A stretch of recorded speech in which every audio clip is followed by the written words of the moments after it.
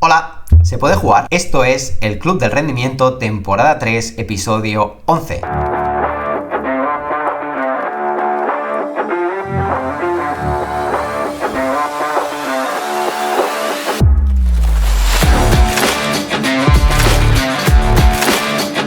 Hoy tenemos a Noemí Carro y es una persona que, si te digo lo que hace, se me va a quedar un poco corto para definirla. Así que lo que te voy a decir es que vamos a intentar conectar tres mundos, como son la filosofía, la estrategia y el rendimiento. Ella se dedica a la estrategia empresarial, a ayudar a negocios, también ha trabajado mucho en la parte del marketing, pero tiene mucha formación y conocimiento profundo de filosofía. Y eso le ayuda a hacer planteamientos diferentes, quizá más profundos, a reflexionar las cosas de otra manera. Y la idea es explorar todas esas cosas con Noemí para que tú te las puedas aplicar a tu situación, a tu contexto, a tu proyecto, a tu realidad, y que esta charla te inspire y te ayude. Así que disfrútala mucho. Noemí Carro, bienvenida al Club del Rendimiento.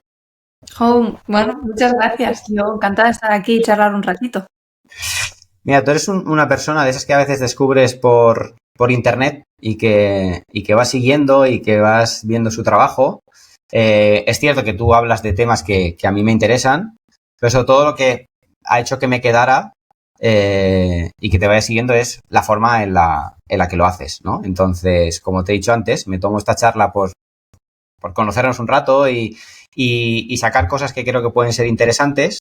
Y una de las que me ha sorprendido de ti, y es la primera que quería sacar, es esa habilidad que al menos desde fuera he percibido que tienes para conectarte y desconectarte del trabajo. Y explico lo que quiere decir esto. O sea, hay gente que su trabajo no le gusta o que lo ve como una necesidad para vivir y sacar dinero, y entonces están como muy enfocados en su vida personal y cosas, ¿no? Y el trabajo pues es algo que hay que hacer. Pero luego ve otro tipo de gente que le encanta su trabajo y son muy workaholics y están muy enfocados en eso. Eso es casi imposible que desconecten de su proyecto.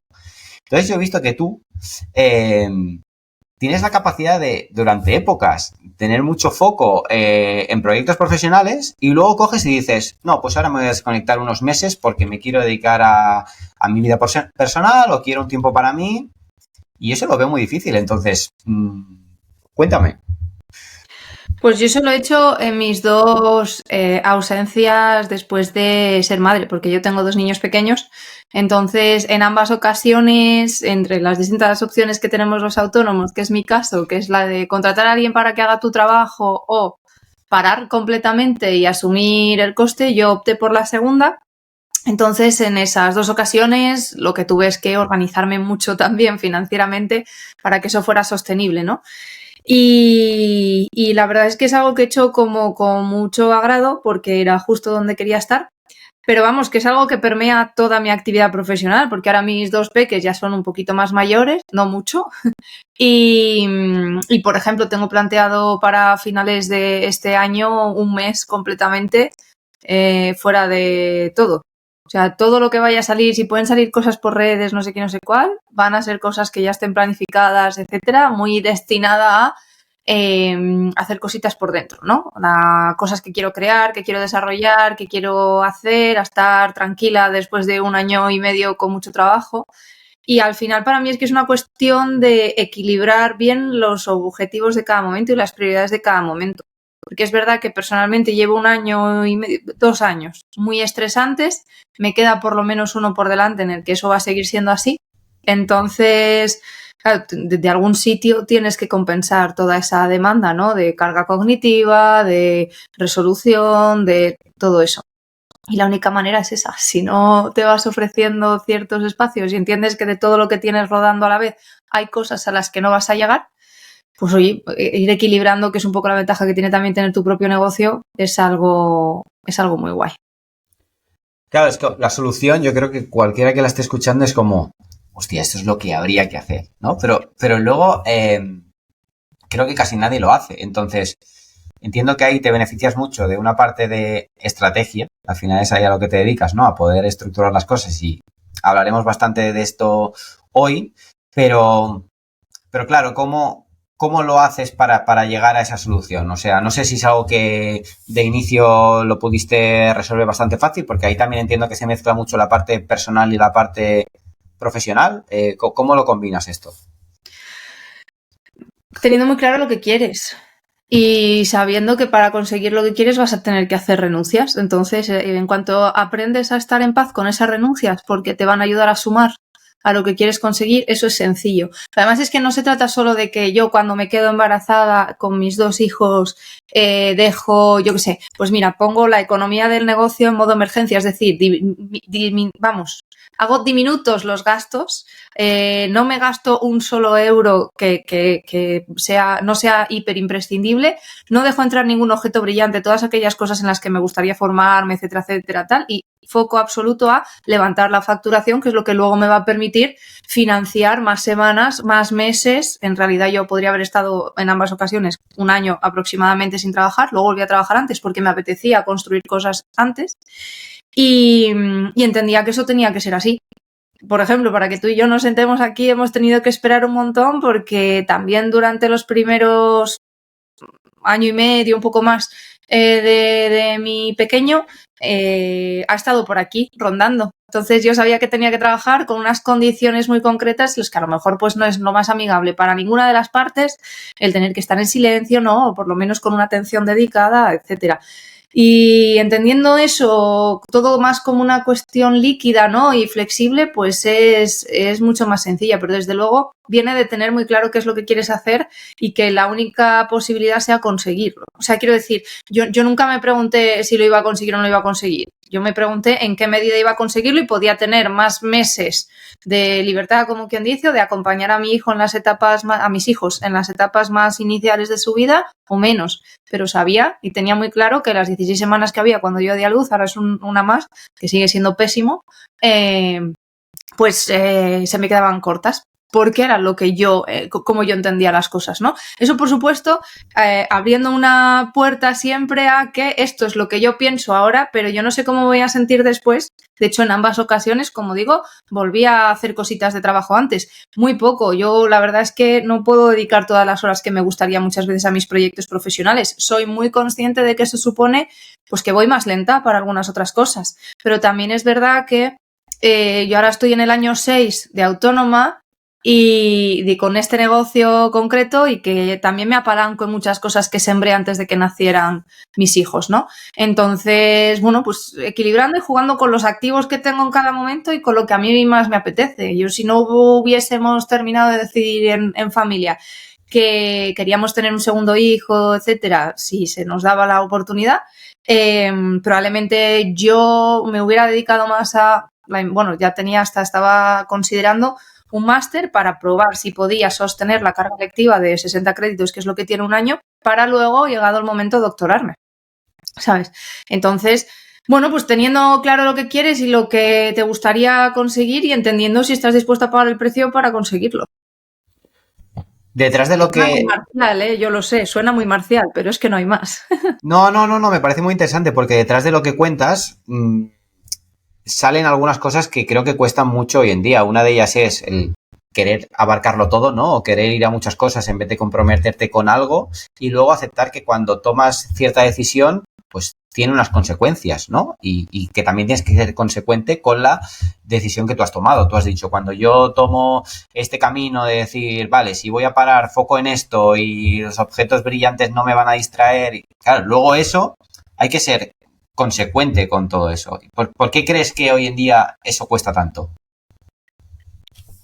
Pues porque hay todo un sistema de creencias y un sistema de compromisos que vamos adquiriendo. Esta semana daba una charla en una comunidad de mujeres emprendedoras y hacíamos el típico ejercicio de visión, propósito, valores y tal. No, si esto lo tenemos nosotras súper trabajado, no sé qué, no sé cuál. Y digo, vale, entonces, ¿por qué cuando vosotras tenéis un cliente que estaría mejor en la competencia, al que deberíais despedir, seguís trabajando con él solo porque necesitáis el dinero? ¿No se supone que vuestros valores implican no aceptar ciertos límites, no todas esas cosas? ¿Por qué las decisiones que tomamos en el día a día no son consistentes con eso?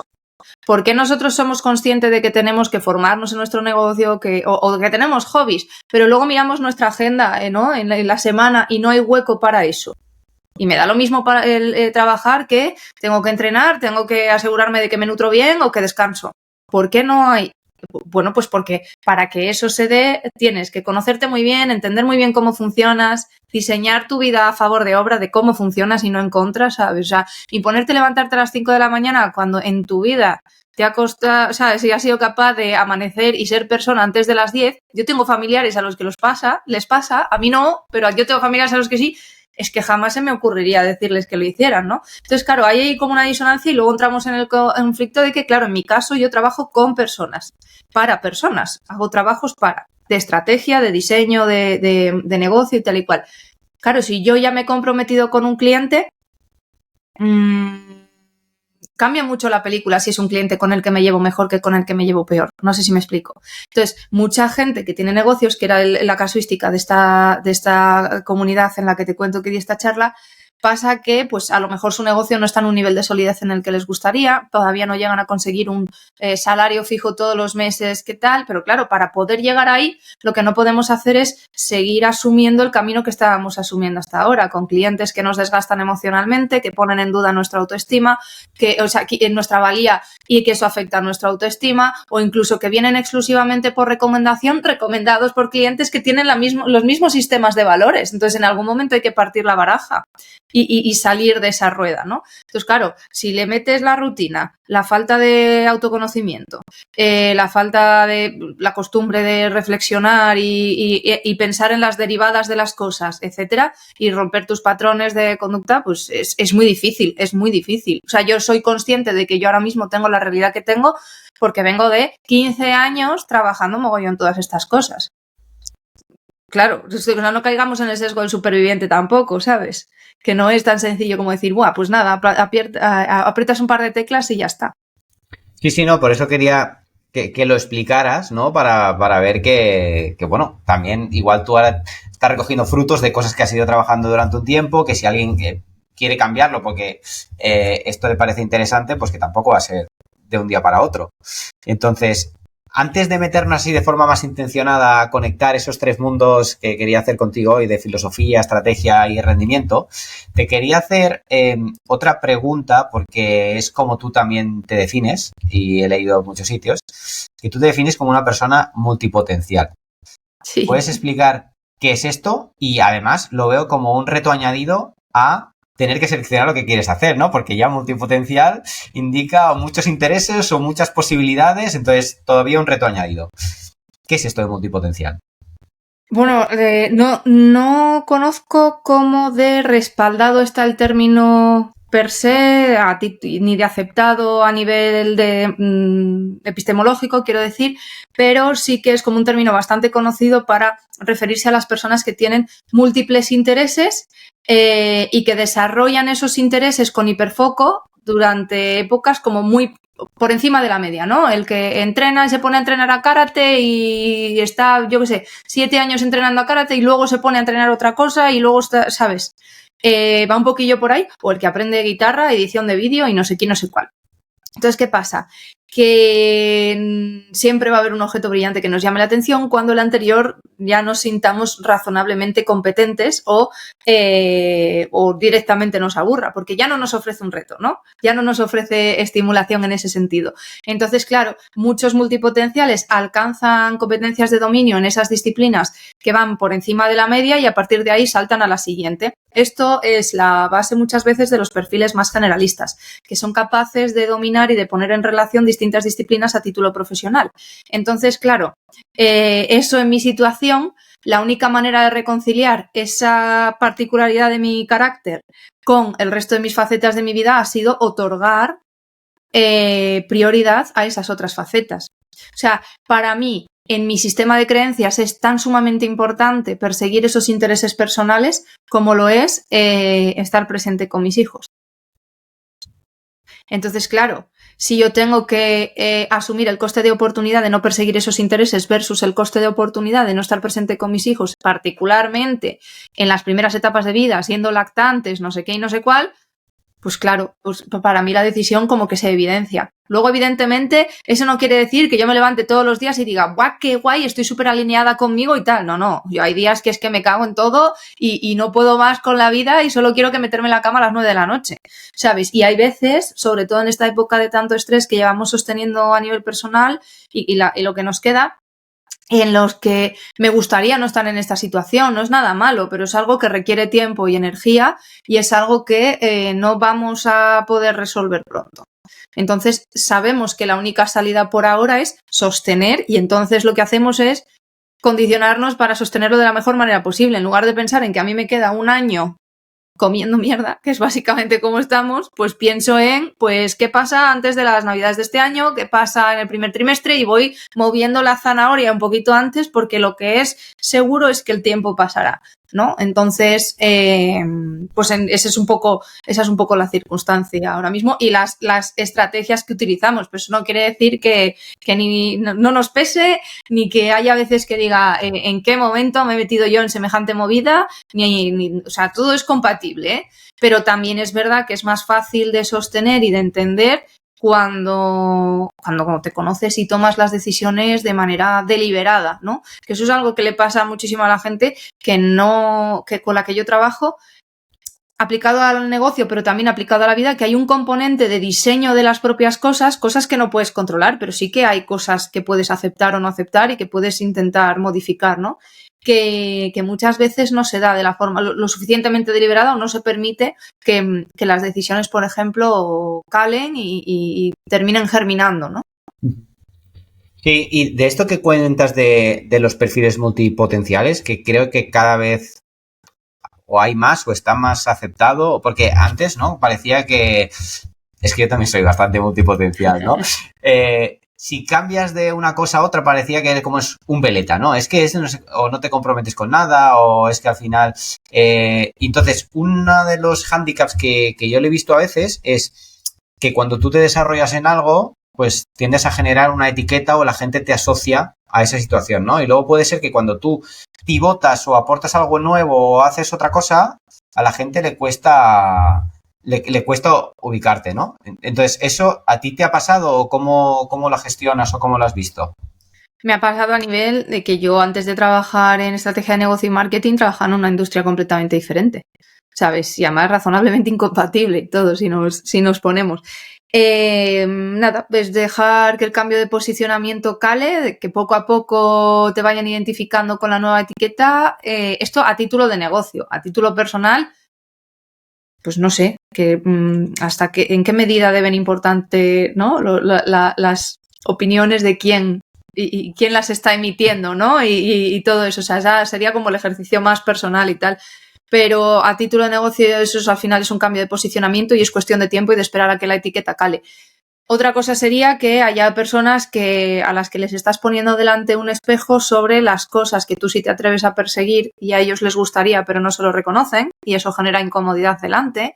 Otra cosa sería, pues eso, que simplemente el sistema de creencias de la persona que está delante y que te dice eso no conciba el cambio. Pero yo creo que además, sobre todo en las últimas 2 décadas, y siendo una realidad más tangible conforme pasa el tiempo, es muy poco probable que el grueso de la masa profesional de este país acabe trabajando 100% en lo que ha empezado o en lo que estudió o en lo que... O sea, que quiero decir, todo esto muta, los intereses también, y es verdad que el coste social, sobre todo, ha disminuido de cambiar de sector, de disciplina, etcétera, etcétera.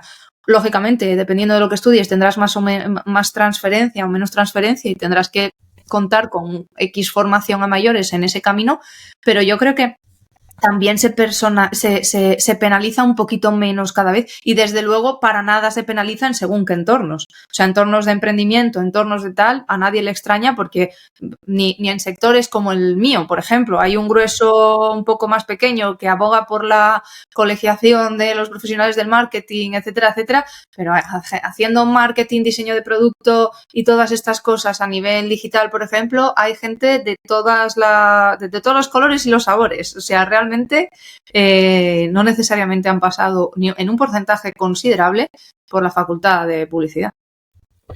Sí, es que me parece interesante esto que dices porque es como que siempre se ha valorado mucho ese perfil especialista, también es porque es más fácil de ubicar y también es porque así es como está montado también el sistema educativo y todo compartimentado en partes, pero claro, yo también me he dado cuenta desde mi experiencia que cuanto más valor he aportado o aporto yo es cuando soy capaz de ver con perspectiva y conectar áreas porque muchas veces el valor casi está más en las intersecciones que en un espacio en concreto, ¿no? Cuando eres capaz de conectar diferentes cosas que pueden tener más o menos relación, pero que a partir de ahí sí que puedes aportar un valor añadido o descubrir ciertos enfoques que cuando tú ves solo con la lupa en el mismo sitio no puedes ver.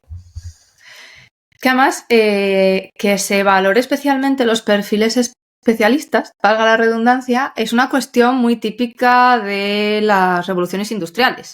Antes de eso, pues que y poco antes de eso, ni siquiera la distinción entre letras y ciencias existía como tal. Era conocimiento y aprendías de varias cosas. O sea, quiero decir, sin embargo, la hiperespecialización que requiere las subsecuentes revoluciones industriales para seguir operando en nuestros sistemas productivos que ahora mismo empiezan a ver en el resurgir de las humanidades, de los perfiles generalistas y todo eso, un repunte, pues nos lleva un poco a este contexto. Pero eso no quiere decir que sea ni necesariamente lo más satisfactorio para todas las personas, habrá gente que sí, habrá gente que no, ni lo mejor para generar valor, que es lo que se busca también con las estructuras productivas, no solamente conseguir tu sueldo, sino seguir creciendo como sociedad, seguir mejorando, seguir progresando.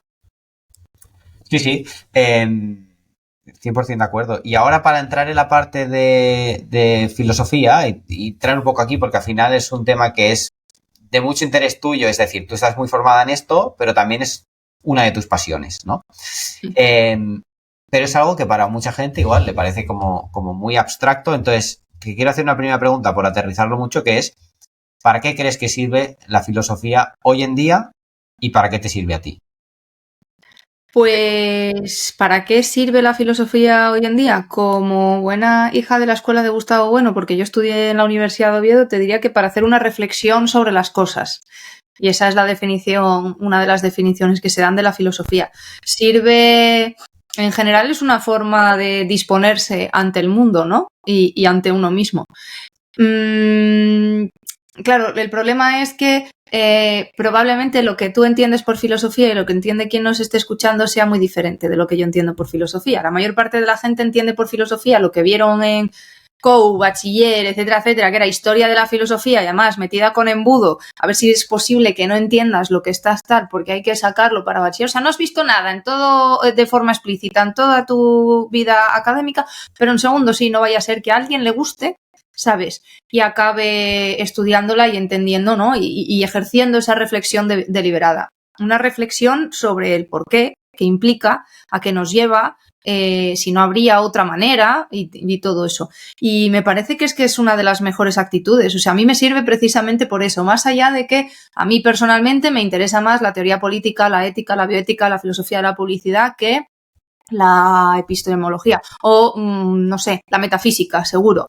Me interesa más eso que, o sea, la filosofía de la mente, que además es un campo que está moviéndose mogollón, claro, de las manos de las neurociencias, de todas esas cosas y tal. O sea, a mí eso me flipa. Me resulta como súper estimulante entender mejor cómo funcionamos para entender mejor a los que me rodean, entenderme mejor a mí misma y poder seguir estando en el mundo de una manera más satisfactoria, realmente.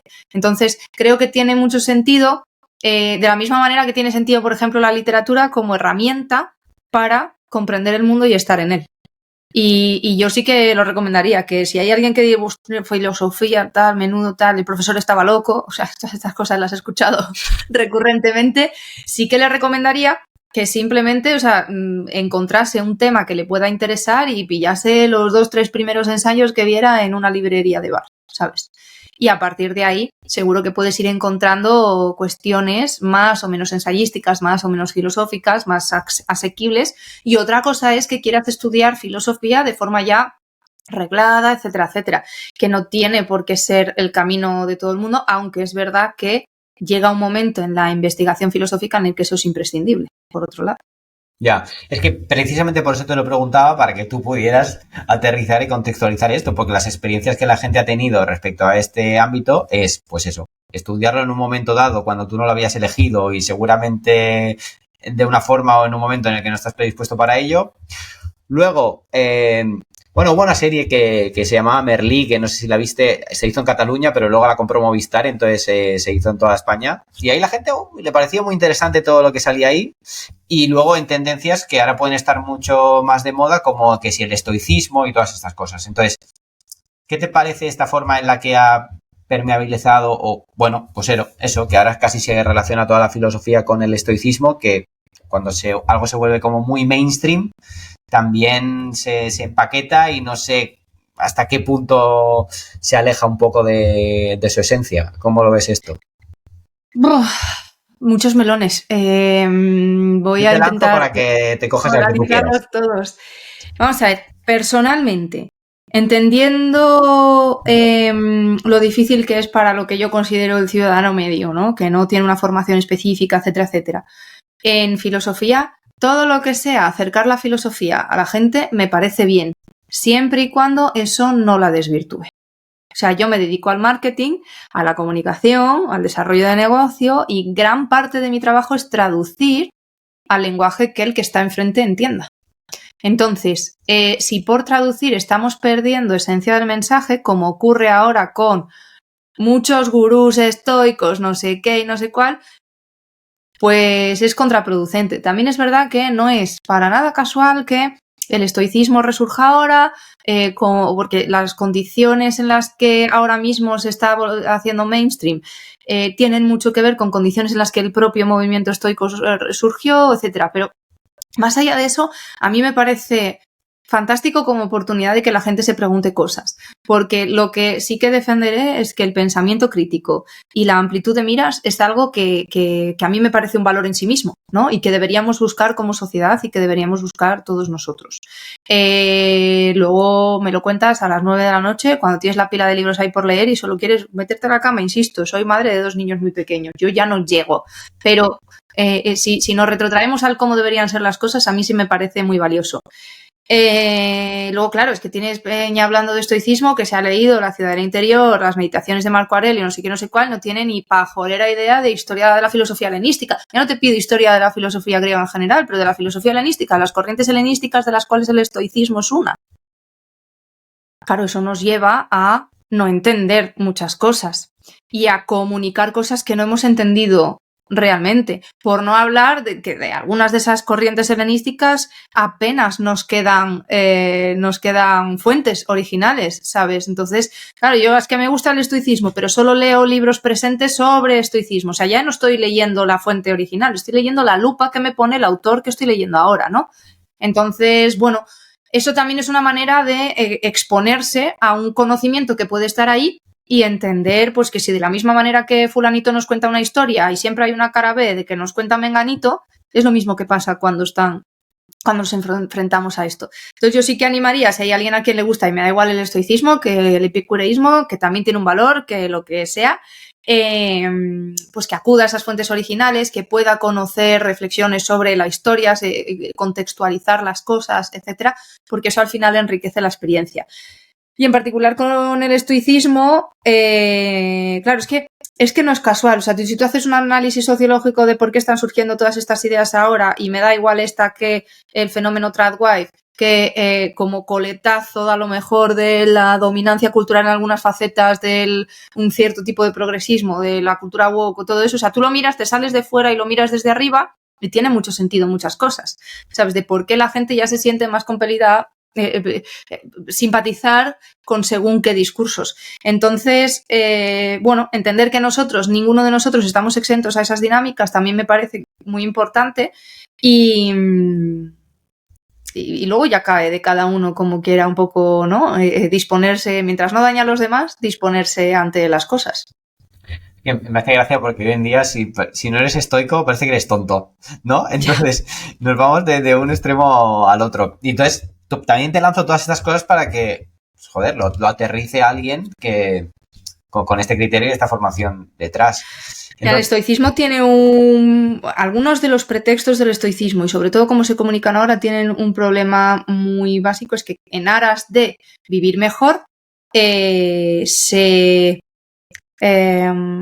ensalzan una forma muy concreta de vivir. Si eso no casa contigo o en el fondo no te satisface, ¿sabes? La ataraxia estoica tiene un componente puntual de apatía también. O sea, esa imperturbabilidad del espíritu es como he alcanzado prácticamente el nirvana, nada me toca, etcétera, etcétera, pero tiene ahí una parte de, en realidad, no estoy siguiendo algo que si tenemos una concepción, por ejemplo, dentro de una psicología evolutiva, si queremos, o que confiamos mucho en que nuestras emociones son indicativos de cosas, claro, si nosotros tenemos un prisma, en este caso, en el que las emociones son buenas, porque son indicativos de cosas, de cómo nos sentimos, de cómo tal, de cosas que pueden estar ocurriendo en la parte a lo mejor más subconsciente y que no estamos viendo, de por qué yo ahora mismo he reaccionado de esta manera, etcétera, etcétera.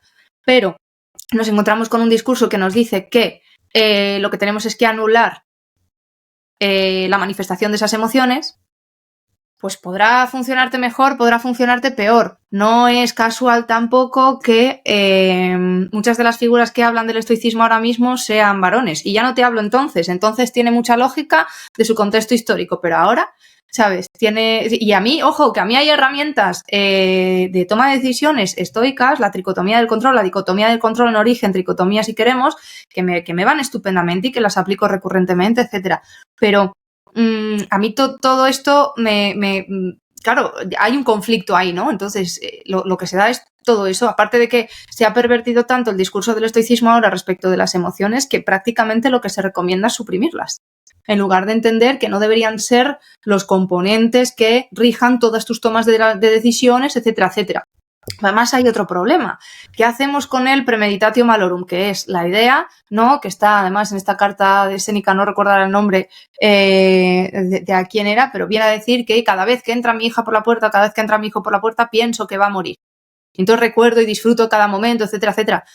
José Manuel, si pensaras de verdad que se va a morir, no harías muchas cosas. O sea, el componente de por lo menos voy a estar vivo en los próximos meses o años es necesario para que tú vivas la vida, ¿sabes? E inviertas a futuro. Si no, si yo pienso que me puedo morir en cualquier momento de verdad y lo pienso de verdad y eso rige todas mis decisiones, no estudio una carrera. ¿Sabes? O sea, no tiene ningún sentido. Entonces, claro, hay mucha gente que lee, ¿sabes? Y cuando, insisto, cuando no hay un ojo más o menos crítico de qué significan, de qué contexto se dicen las cosas, de cuál es el subtexto también, y nos quedamos con el Reels de Instagram, que es lo más sencillo, pues cuidado, ¿sabes? Porque, bueno, pues porque eso es probable que al final se estén dando incoherencias o se estén dando conflictos siquiera en nuestros valores y que no estemos siendo conscientes de lo que eso puede estar un poco también dominando nuestra forma de entender las cosas. Y tarde o temprano esos conflictos se van a manifestar. Sí, 100%. Al final también es como lo interpretes o si luego hay un trabajo detrás, ¿no? Porque justo esa idea que has hablado de la muerte, a mí muchas veces me sirve el concepto ese de algo que es finito, no tratarlo como si fuera infinito y entonces quizá disfrutar más de esa experiencia o tal. Pero claro, no es esa idea simple que tú comentabas, que haces esa asociación y ya está. Y por cerrar este tema, tú antes has dicho, no me sorprende que hoy en día aparezcan todas estas tendencias. Lo has dicho como si lo tuvieras muy claro, pero ¿a qué te refieres con eso? Cuando surge el estoicismo como tal y cuando resurge luego en toda esta versión romana, sobre todo Zenón de Citio y todo esto, que es uno de los pensadores originales del estoicismo, la polis griega, que era más o menos el concepto de polis, de gente viviendo interactuando entre sí, luego habría que ver quiénes eran los ciudadanos estrictamente, pero bueno, el concepto de polis prácticamente con un sistema quebrado en el que no hay confianza, claro, hace que en lugar de dirigir tu forma de ver las cosas hacia la colectividad, el grupo, cómo mejorar como sociedad, etcétera, etcétera, vuelques hacia el individuo. Y el estoicismo no es más que una exaltación de la capacidad de acción individual, ¿sabes? Entonces, claro, si tú haces un paralelismo entre más o menos esa sensación de desafección general con lo que es la colectividad, etcétera, etcétera, con el presente y lo ensalzado que está ahora mismo el individualismo, te das cuenta de que más o menos son situaciones en las que puede haber puntos en común. O sea, tampoco es casual que gran parte, y yo es un sector en el que me muevo muchísimo, gran parte del discurso estoico haya encontrado su hueco en el sector del fitness. Que hay todavía muchísima gente que cree realmente que, por ponerte un ejemplo, la obesidad es responsabilidad exclusiva y una decisión deliberada de la persona que es obesa.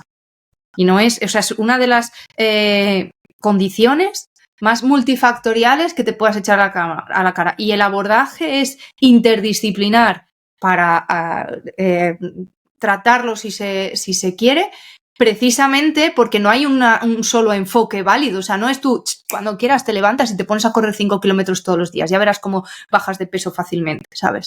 Es que no funcionamos así, ¿sabes? Y sin embargo el discurso es que si no te levantas a las 5 de la mañana, no te haces duchas frías, no sé qué, no sé cuál, eres un débil de carácter y mira qué guay soy yo, que seguro que no estoy buscando mi validación en tus likes, en mis redes sociales, pero yo sí que lo hago, ¿sabes?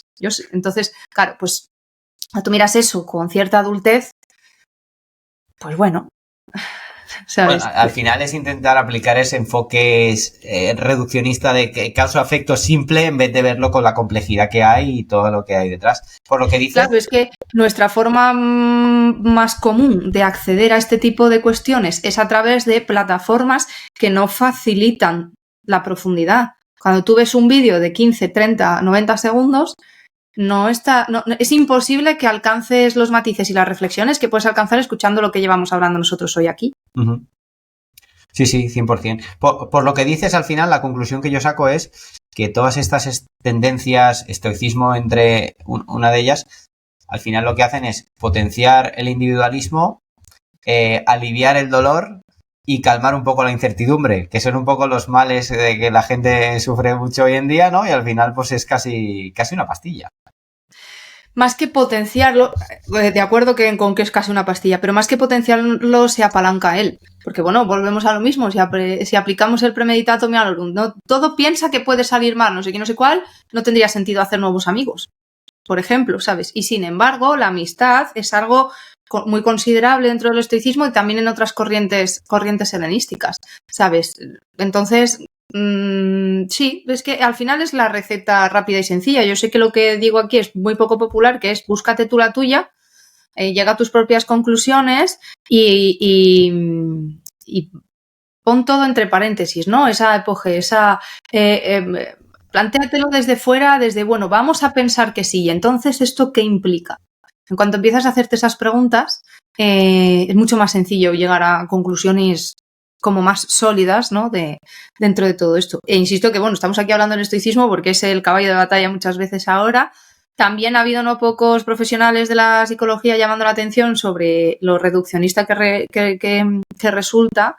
Pero bueno, también es verdad que mi sensación es que a lo mejor es que estoy un poco de vuelta y mi sensación es que por suerte está pasando poco a poco de moda.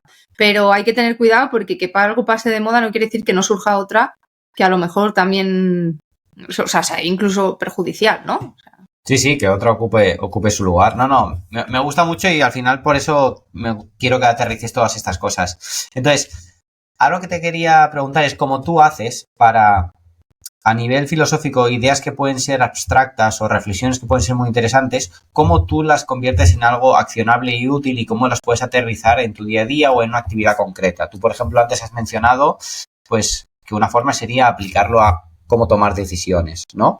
Entonces, bueno, ¿cómo haces tú esto? Igual si quieres aterrizarlo en algún ejemplo tangible.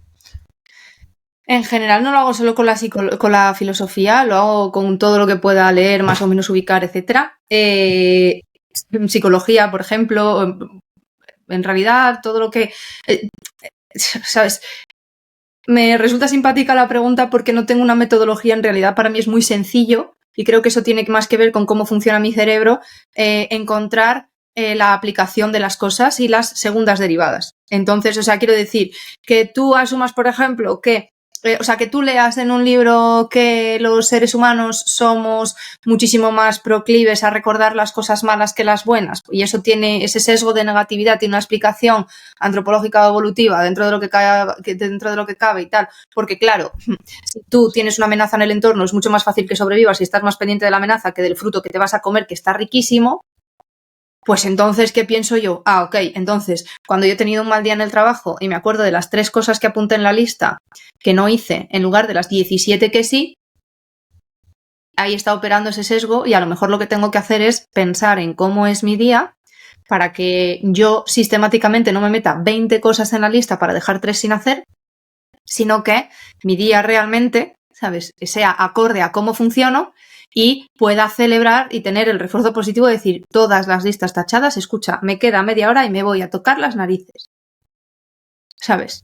¿Y por qué? Porque resulta que la teoría también está muy guay de lo suyo es descansar, no sé qué, no sé cuál. Para mí es particularmente difícil porque soy una persona muy autoexigente, ¿vale? Entonces, claro, pasar de ser mi peor enemiga a mi mejor amiga fue todo un periplo y ahora sí que es verdad que lo intento. En este contexto presente que tengo ahora mismo, pues es más difícil, ¿sabes? Pero bueno, también lo intento, realmente. Y por lo menos sé que puede tener sentido, ¿no? Que seguir un poco en esa dinámica en la que llega el viernes y, buah, es que tendría que estar haciendo X y Z y tal, porque no me he sabido planificar bien, no porque han surgido cosas que genuinamente no podía prever, que es mi realidad ahora mismo. Pues oye, coño, ¿sabes? Trabaja a favor de obra. Ya, es que al final lo que veo desde fuera es que al final la solución que das o la respuesta que me das es que realmente tú tienes muy integrado ese sistema por todo lo que comentabas antes, ¿no? De procesar las cosas, de darle una vuelta, de ponerse entre paréntesis de esto cómo me lo llevaría a otro sitio, y eso también te facilita que puedas llevar a su aplicación. Entonces, Claro. creo que está guay porque es el camino que puede empezar a recorrer alguien para aplicar eso a todo, como tú decías. Y ahora te quería hacer la pregunta contraria. ¿Cuándo crees que es útil o es interesante quedarse en lo abstracto? Porque no siempre hay que buscar una aplicación inmediata a todo, ¿no? Parece que si algo no tiene una utilidad concreta ya no sirve y realmente no es así. Entonces, ¿cuándo crees que es más útil eso? Reflexionar, divagar como tal y ya. Cuando haces estrategia es muy útil. Yo suelo recomendar que se diferencie, sobre todo si eres un solopreneur, ¿no? O un autónomo, vamos, que estás tú solo y ya está. Y no solo eres quien ejecuta, sino quien dirige tu negocio. Entonces, que se separen los momentos en los que estás buscando información, entendiendo cómo funcionan las cosas, intentando ver cómo mejorar de la pura ejecución diaria. Porque es mucho más difícil producir realmente cambios y que las cosas puedan germinar, ¿no? Para luego evaluar si han ido en la dirección correcta o no, si estamos continuamente poniéndolo en cuestión. Y no me gustaría que de esta conversación también fuese una de las conclusiones que se extrae, porque de verdad que nada más lejos de la realidad, al menos no en cómo yo enfoco las cosas. Entonces, separar eso y dar espacio y condiciones adecuadas para ese análisis, o sea, si eres una mujer que se ve súper influida en su vida por su ciclo menstrual y sabes sí o sí que en ciertos momentos de ese ciclo vas a tomar peores decisiones porque estás triste, porque te encuentras tal o porque estás eufórica o porque lo que sea. Pongo ese ejemplo porque nosotras tenemos un ciclo basado en 28 días, pero vosotros podría ser a lo largo del día porque vuestro ciclo hormonal es más diario, ¿no? Pero me da lo mismo. Joder, pues entonces diseña los espacios para poder analizar, crear, etcétera, etcétera, un poco en torno, en tu agenda, digo espacios por eso, por huecos, ¿sabes? De tal hora, tal día. Un poco en consonancia con eso. Y luego lo demás es, vale, ok, yo tengo una hoja de ruta en los próximos 2 meses, 6 semanas, etcétera. A mí me gusta trabajar en sprints de 6 semanas. 8 me parece muy lejos y 4 me parece demasiado cerca. Entonces escojo 6, ¿no? Como en Basecamp, que es un software cuya metodología son muy transparentes los CEOs de trabajo, ¿no? Digo, vale, pues en las próximas 6 semanas me voy a comprometer con esto, quiero sacar adelante esto y esto. Es posible que esto no tal, porque, bueno, no depende de mí, en realidad es mucha exigencia para estas 6 semanas, no sé qué, no sé cuál, bueno. Y a las 6 semanas evalúo, porque lo que no puedo estar es continuamente pensando estar en la dirección correcta, no sé qué, no sé cuál, porque eso lo que fomenta es la duda y lo que genera es parálisis por análisis e inacción. ¿sabes? Entonces, yo te diría que donde tiene más sentido incorporar la reflexión deliberada y el pensar sobre las cosas, que me da lo mismo, insisto, de negocio, como yo quiero conseguir hacer 3 dominadas, ¿cómo lo puedo conseguir de la mejor manera posible o lo que sea, ¿sabes? O no sé, o zambullirme en el pensamiento de Simone Weil, que es que me da lo mismo.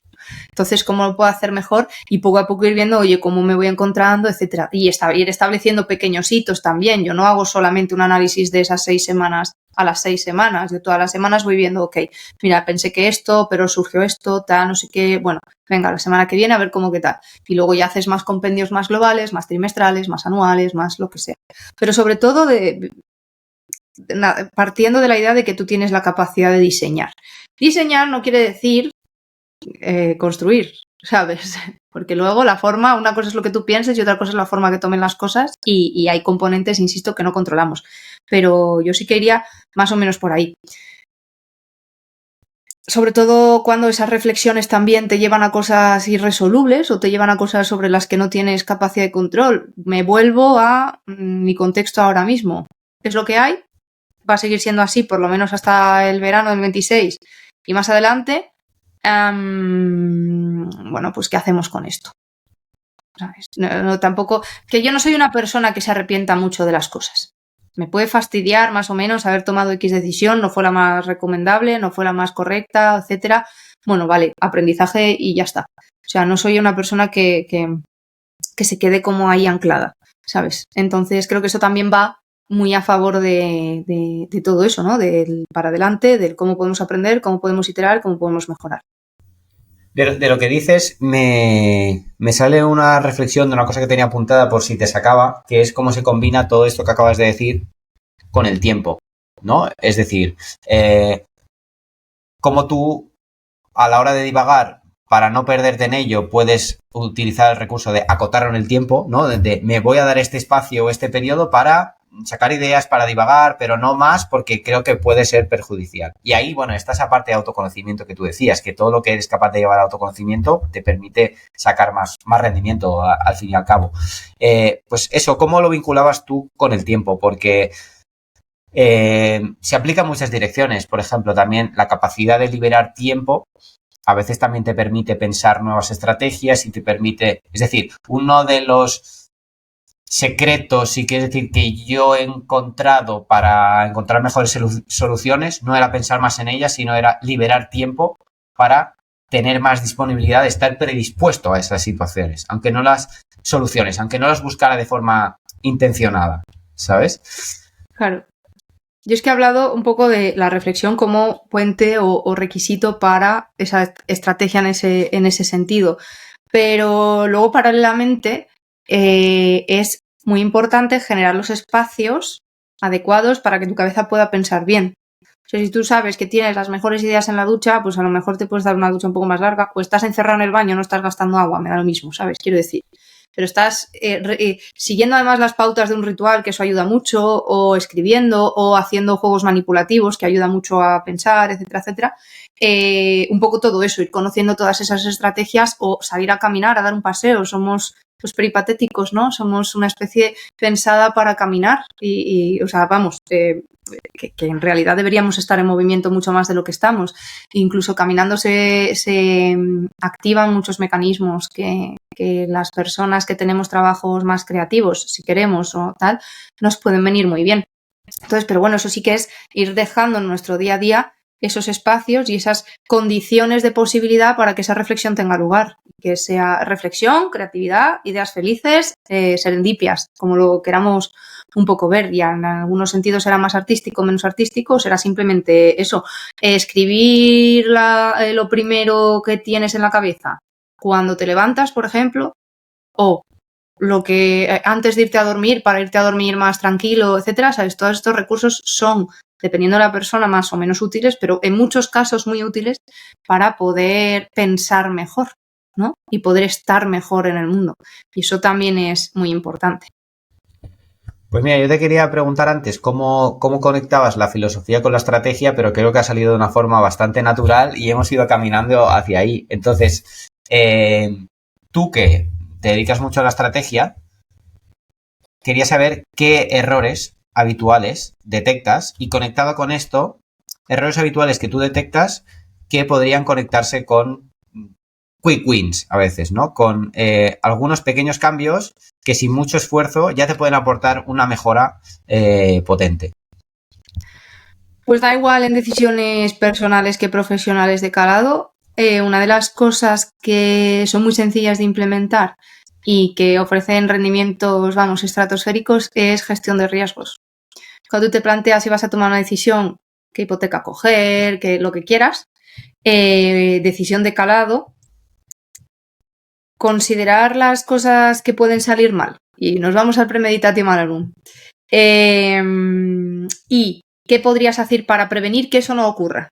E incluso pensar ya en cómo reaccionarías si tienen lugar, o cuál sería tu contexto, qué cosas podrían sacarte un poco más de ti, etcétera, etcétera, es sumamente útil y no se aplica lo suficiente. O sea, se hace en el entorno profesional, sobre todo ya en pequeñas, medianas, grandes empresas, se hace gestión de riesgos un poco porque hay que hacerla y está en la normativa X y Z, ¿no? Pero en realidad, cuando tú te planteas vale, en el próximo trimestre yo quiero conseguir esto de estos clientes, etcétera, etcétera, si te pones a pensar en qué cosas pueden salir mal, vas a encontrar pasos de ese camino para llegar. Y te pongo un ejemplo. Yo trabajo con gente, o sea, es que como que es muy recurrente, personas que venden servicios, la mayoría de ellos, ¿vale? No productos e-commerce y tal. Y muchos vienen y me dicen, mira, yo es que quiero que me ayudes a que mi negocio funcione mejor y a ganar 2.000 euros, 3.000 euros al mes, etcétera, etcétera, porque claro, si no me voy a la cuenta ajena, ¿sabes? Para tal. No corro los riesgos que están asociados a tener tu propio negocio, depender solo de ti, bla, bla, bla, bla, bla. Vale. Estructura actual del negocio, 3 clientes activos, como mucho pueden llevar 4 o 5 a los que cobran 400 euros al mes. Es decir, si tú quieres ganar 3.000 y tu techo de facturación posible está en 2.000 o 2.500, las matemáticas no salen, porque esos 2.500 más IVA tienes que meterle los gastos, resultado, 1.000 euros. Con suerte. Pues o trabajas para más gente o subes tus tarifas o cambias de nicho, de sector, de posicionamiento para que todas esas cosas puedan tener lugar. Pero ocurre muchísimo. Entonces, venga, no, es que a mí me gustaría esto. Es un objetivo, no. Es un deseo. Pero no puede ser un objetivo realista ahora mismo. O sea, quiero decir, de tú la estructura que tienes, vamos a ver exactamente qué vendes, cómo puedes conseguir que la solución que tú pones ahí fuera sea mejor, más alineada con lo que necesita la gente, con un tipo de público que a lo mejor está dispuesto a pagar más tarifa porque tiene unos problemas asociados, ¿qué tal? Vamos a ver un poco todo ese ecosistema. Pero esto, por ejemplo, pues ocurre muchísimo, ¿no? Entonces, yo creo que es una cuestión, bueno, interesante de poder acotar, ¿no? Vale, vamos a diferenciar bien lo que es un deseo de lo que es un objetivo real que podemos conseguir y vamos a dimensionar las cosas. Yo creo que al aplicar esa gestión de riesgos en ese caso viene muy bien porque revela esas cositas que pueden no salir bien. A lo mejor yo hago mucho la reflexión de qué sería un éxito en tu proyecto. O sea, y cuando haces una reflexión exhaustiva, la idea que tenías de éxito en el momento, que puede ser a toda costa conseguir esos 3.000, necesariamente no es la misma que cuando haces una reflexión de qué cosas pueden salir mal, qué efectos va a tener, cómo puedes conseguirlo, qué recursos tienes que poner en jaque para que eso tenga lugar, etcétera. Me parece interesante cómo lo has abordado porque me ha conectado justo con lo que me decía ayer una clienta que me dice, hablamos y después de hablar me dice, vale, bueno, esto que te he contado y todo lo que hemos hablado, realmente yo no quería contártelo y no quería hablarlo contigo porque si no lo hacía real. Y era consciente, claro. O sea, yo ya lo sabía realmente, ¿no? Pero el hecho de sacarlo de afuera y comentarlo aquí, bueno, sí, vale, tenemos la solución, pero en el fondo yo la sabía y no la quería ver. O sabía que este no era el camino, pero igual era menos doloroso seguir tirando para adelante y ya está, ¿no? Entonces, no, es que esa versión es perfectamente natural cuando no nos gustan las consecuencias de las cosas, ¿no? Es la misma aversión que opera cuando tú no paras de procrastinar una cosa que en realidad no quieres hacer. O sea, que la procrastinación es una señal de que tú no quieres hacer eso. ¿Por qué razones? Bueno, ya veremos. Porque a lo mejor el día que descubrí que la procrastinación en los perfeccionistas tiene un sentido de supervivencia total, porque claro, tú eres perfeccionista, no puedes comprometerte con menos del 9,75. ¿Qué haces? Apuro hasta la fecha límite de entrega en el que, bueno, pues si yo le entrego un 8, ni tan mal, joder, es que para el tiempo que tenía, y eso es lo que está haciendo tu cerebro, ¿sabes? Permitirte, ¿no? Evitar ese dolor que tiene al enfrentarte a eso. Y en general esa evitación pues tiene ese sentido. Claro, si te conoces bien y sabes cómo y no sé qué, no sé cuál. Hay toda una teoría muy interesante de la procrastinación eficiente, que si alguien que nos escucha se ve como muy con muchos conflictos recurrentes con les recomiendo que investigue, porque la verdad es que es para algunos puede ser toda una revelación. Eso que dices tú lo he visto mucho en gente con mucho talento, con muchas cosas que sabe hacer a un nivel excelente, pero que no las ha construido, que las tiene y no sabe cómo hacerlo, que a la hora de exponerse, cuando a veces no han tenido muy claro, es como que no participan, ¿no? Porque como mínimo no sale porque no lo he hecho, pero no porque me expongo fracaso y entonces igual constato que realmente no era tan bueno como pensaba o que no tenía estas habilidades que yo pensaba. Es una de las cosas que dicen de las personas con altas capacidades. A mí me detectaron las altas capacidades con 13 años y o sea, yo no juego a las cartas. Yo no juego a las cartas, o sea, pasa mucho, por ejemplo, esto lo hablaba con Recuenco una vez, que fue uno de los presidentes de Mensa y tal, y hace mucha divulgación en torno a esto desde la perspectiva de ser también personas con altas capacidades y tal, que él dice que hay un momento súper heavy en la vida de los niños que tienen altas capacidades, que es aprender a andar en bicicleta, porque como se caigan 2 veces, no vuelven a andar en bicicleta. Y así de gente que a lo mejor pues no tenía un pueblo en el que estar y no era como mucho requisito, entonces ¿para qué voy a aprender yo a andar en bicicleta? Si no, no voy a ser menos que los demás, no sé qué, no sé cuál, y no me enfrento a haber fracasado cuando soy alguien a quien todo le sale a la primera o a la segunda, ¿sabes? 100%. Pues mira, ahora por cerrar, tampoco quería alargar esto mucho más. Hay una última idea que quería sacarte, que cierra un poco y vincula todo a la filosofía, la estrategia, el rendimiento, que es el tema de los objetivos, pero desde un enfoque muy diferente, porque últimamente empiezo a ver tendencias interesantes. Una es la de oblicuidad, bueno, hay un economista que se llama John Kay, que tiene un libro que se llama Obliquity, que habla de esa idea de cómo abordar objetivos y siempre se ha planteado esa idea de abordarlos de forma directa. Yo quiero algo, lo persigo, lo hago, ¿no? Pues él habla de que para objetivos grandes quizá no es muy inteligente abordarlo de forma directa, sino hacer aproximaciones para poder acercarte a eso. ¿Cómo ves esta idea? Te saco esta y luego te comparto otra más. Un poco esas premisas de que hablamos de no es que yo quiero conseguir 3.000 euros, ¿no? de sueldo al mes, pues a lo mejor hay que empezar a pensar en otras cositas pequeñas antes que tienen que darse para, ¿sabes? Realmente, con lo que tienes ahora. Entonces, de lo que tienes ahora, ¿cómo puedes dar un paso hacia? O sea, a mí eso sí me parece muy interesante. No sabía que había alguien que lo hubiera como hecho core a lo mejor de alguna teoría o de alguna aproximación. Sí, me parece muy interesante. sí, este hombre es economista, lo descubrí por casualidad y ya tenía un poco esa idea en la cabeza. Yo no le había puesto un nombre y ver que existía y ver que alguien había pensado sobre ello me pareció interesante. Esta es una, que es cómo abordar los objetivos pues de forma indirecta, que al final es como dice él. Y luego hay otra que sale en un par de libros, una que es Why Greatness Can Be Planned, creo que no está traducido al español, y otro que se llama Tiny Experiments, que es esa exploración en vez de marcar objetivos, ¿no? Y que a veces critican que el hecho de marcar objetivos lo que hace es acotar los resultados y limitar el potencial, cuando quizás sería mucho más interesante hacer pequeños experimentos, hacer exploraciones y quizá llegas pues a un lugar que no esperabas o mucho más lejos, que eso también tiene que ver con aceptar parte de incertidumbre y todo eso, ¿no? Entonces, esta era la otra idea que quería compartir contigo para que la comentaras. En vez de marcar objetivos directos y perseguirlos, hacer pequeños experimentos en la dirección que tú quieres, lógicamente, pero con quizá más incertidumbre en el resultado, pero con sorpresas mayores. Cuando te decía que muchas de las personas con las que trabajo a la hora de definir su éxito, después de hacer una reflexión, esa percepción sobre lo que es un éxito cambia y lo que es un fracaso, a menudo cambia porque una de las cosas que hacemos es definir las cosas por la vía negativa. Yo no tengo muy claro qué es lo que quiero hacer. Yo no tengo muy claro ese objetivo final. Vale, pues a lo mejor hay que definirlo por lo que no queremos, por la vía negativa, ¿no? Por esto no va a ser. Y esto es una idea para mí poderosísima, empecé a aplicar precisamente, que también lo conecto con lo que hablábamos antes, con el sistema de trabajo en Basecamp, ¿no? En ese, si tenéis oportunidad, está gratis online, Shape Up, es donde explican su metodología, y una de las ideas que hay, además de los sprints de 6 semanas, es la de cómo ellos deciden cómo desarrollar nuevas funcionalidades en su programa, ¿no? En su software. Entonces, ¿qué hacen? En lugar de decir esto tiene que hacer esto, tienen como una idea y así, tienen una idea general, hacen un pequeño bosquejo, ¿no? De la pinta que tiene que tener, y a partir de ahí le dicen al desarrollador que luego va a trabajar, esto no es ni esto, ni esto, ni esto.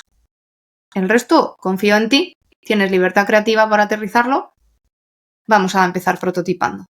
Y es muy útil también, sobre todo en fases de exploración, porque claro, cuando alguien se siente frustrado con su carrera profesional, pero no sabe qué otras cosas podría hacer, cuando vas conquistando nuevos espacios dentro del entorno laboral, la eficiencia organizacional es algo que lleva existiendo mucho tiempo, pero el management humanista, que es la gestión de equipos con una perspectiva que pone en el centro a las personas, idealmente bien ejecutada, no lleva tanto tiempo, ¿no? Entonces, los primeros que exploraron esas fronteras y profundizaron en ellas, etcétera, no tenían una hoja de ruta de qué pinta tenía que tener eso sí o sí, pero tenían claro que no quería ser. Además, nosotros los seres humanos muchas veces creamos en reacción hacia otras cosas, ¿no? Reaccionando ante. Entonces, creo que eso es súper, súper poderoso y muy interesante también. En particular, en ese tipo de situaciones en el que no tienes las cosas muy claras o hay un componente de incertidumbre, pues a lo mejor nos interesa más decir, bueno, no sé por qué sí, pero vamos a ver por dónde no. Y eso que estás diciendo implica hacer un trabajo previo quizá de aceptar esa parte de incertidumbre, ¿no? Porque cuando tú no eres capaz de lidiar con eso, igual eres capaz de comprometerte con algo menor solo por tener la tranquilidad de decir, vale, pero bueno, como mínimo veo que tengo que ir hacia allí y voy hacia allí, ¿no? En vez de, porque claro, explorar también tiene ese riesgo, ¿no? De no saber qué voy a encontrar. Abrí el melón de la urgencia financiera en el caso de los autónomos, los negocios, etcétera, etcétera, y no lo cerré antes. Y va también un poquito en esa línea. O sea, son condiciones en las que tenerlas resueltas dentro de lo que cabe te facilita también tomar buenas decisiones, ¿no? Con esa urgencia o con esa tensión o con esa, ¿sabes? Con ese requisito no vas a priorizar el elefante que tienes ahora mismo delante, pero a lo mejor decisiones que son más correctas a corto plazo pueden no serlo a medio y largo plazo. Entonces, centrarte en resolver qué pasaría si tienes urgencia financiera con un fondo de emergencia, con un no sé qué, con activos más o menos líquidos que puedas rescatar y todas esas cosas, te facilita luego poder construir con mayor tranquilidad sabiendo, pues, como hice yo en mi caso, que yo podía no incorporarme en prácticamente un año en ambas ocasiones, pero que eso me iba a permitir, pues, explorar otras cosas también, ¿no? Con esa comodidad. Claro que esto se cuenta desde una posición bastante privilegiada, de alguien que ha podido construirlo, etcétera, etcétera, insisto, ¿sabes? O sea, yo siempre digo que yo he trabajado o he intentado trabajar de la forma más inteligente posible, pero que cuando pude tener mala suerte no la tuve. Tampoco buena, ¿eh? O sea, de verdad que con una suerte neutra nos vale, pero es verdad y yo reconozco que no he tenido mala suerte y que, bueno, pues que he nacido en una familia muy estructurada, quiero decir, con medios económicos, con un plato encima de comida encima de la mesa, que además mis padres me han inculcado siempre una capacidad radical de creer en que yo soy capaz de conseguir lo que me proponga, etcétera, etcétera, y eso por supuesto forma parte de mi ventaja injusta. O sea, no lo minimizo, ¿eh? Bueno, al final es ese escenario, condiciones mínimas y necesarias para poder a partir de ahí desarrollarte, ¿no? Pero claro, qué buena esa idea, y está bien esto para cerrar, qué buena esa idea de lanzarte a la aventura. No significa ser una descerebrada o un descerebrado, no significa que tú no puedas tener tus propias protecciones o tus propias líneas de seguridad, igual que cuando vas a hacer pues una vía ferrata o lo que sea, ¿no? Que no vas a hacer la vía ferrata sin nada, ¿no? A ver que estés loco. Entonces esa idea me ha parecido muy buena.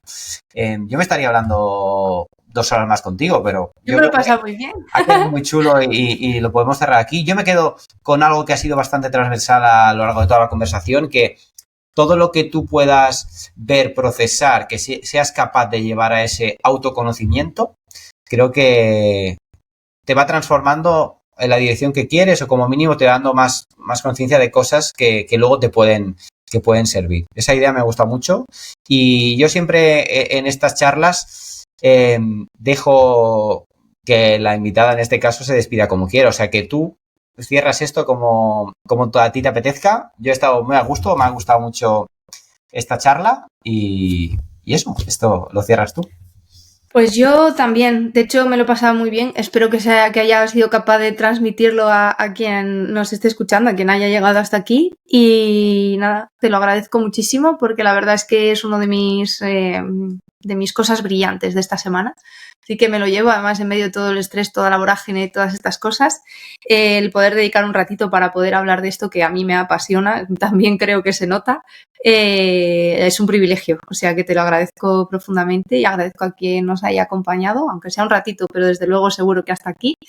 Y nada, que si hay alguien que quiere tirarme el jarrón a la cabeza porque cómo se me ha ocurrido blasfemar sobre el estoicismo, me puede encontrar con facilidad googleándome. O sea, eso es muy asequible, no pasa nada. Yo puedo tardar en contestar, pero siempre respondo en Instagram, Twitter, LinkedIn, por ahí me pueden encontrar. Guay. Bueno, pues hasta aquí la charla. Espero que te haya gustado. Yo creo que es de esas que igual tienes que volverte a escuchar porque Noemí ha soltado tantas ideas y reflexiones que ahora habrás pillado unas cuantas, pero yo creo que si lo vuelves a escuchar, pillarás otras diferentes. Y si tienes dudas, preguntas, quieres comentar cosas, mándalo y lo responderemos en la newsletter. Si todavía no estás dentro, te puedes apuntar, que tienes el enlace en la descripción, pero por ahí es por donde sigue todo y por donde te enterarás de las cosas antes que nadie. Así que apúntate si todavía no lo estás y nos vemos en el siguiente.